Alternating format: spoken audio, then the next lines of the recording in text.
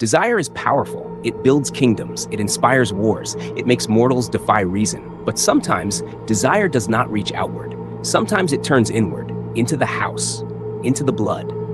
And when that happens, it doesn't just destroy one life, it corrupts an entire bloodline. This is the story of Cinyras, a king whose name would survive history, but whose legacy would not.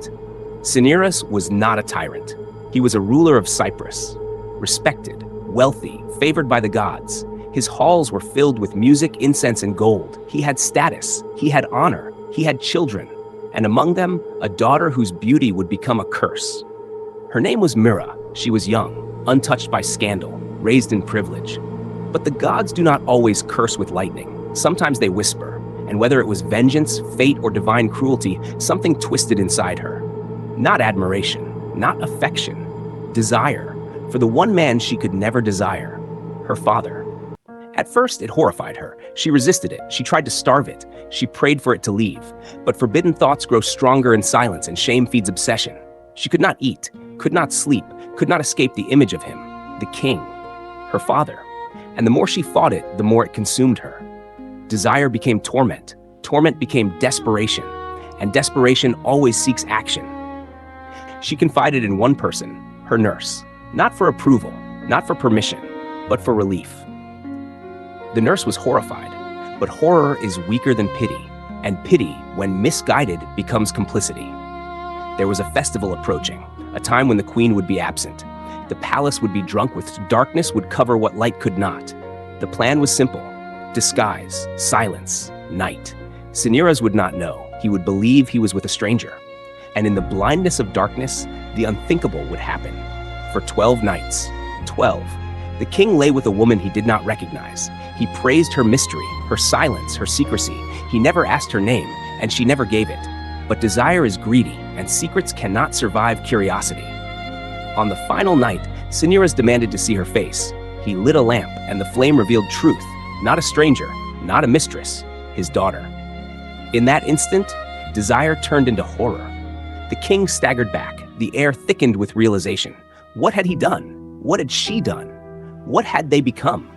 He reached for his sword. Whether from rage, shame, or the instinct to erase the evidence, he chased her through the palace halls.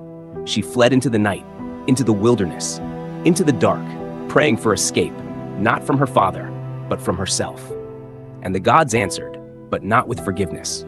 As the king closed in, her body began to change. Skin hardened, feet rooted, arms stretched into branches. Her cries turned to silence. She became a tree, a myrrh tree, alive, conscious, immobile, trapped inside bark and sap, forever removed from touch, forever preserved in shame. And yet, the curse was not finished, because she was already carrying life. From that forbidden union, a child was born. From the split trunk of a tree, a child named Adonis. And here is the cruelty of fate. Adonis would grow to become one of the most beautiful mortals ever to live. So beautiful that even the goddess of love would desire him. So beautiful that his life would spark divine jealousy, and his death would be violent. The bloodline did not end. It transformed, but it carried the wound forward. What began as secret desire became generational tragedy. One night of blindness reshaped destiny. Cinyras ruled on, but no throne protects a man from memory. No crown shields a father from truth. His name survived in records, but his bloodline was marked, not by conquest, not by glory, but by the moment desire crossed a boundary that should never be crossed. And that is the danger of forbidden longing. It does not stay contained. It does not fade quietly. It spreads through blood, through legacy, through time. And sometimes it dooms far more than the ones who first gave into it. Because some desires destroy reputations. Some destroy lives, but the rarest and most dangerous kind destroy bloodline.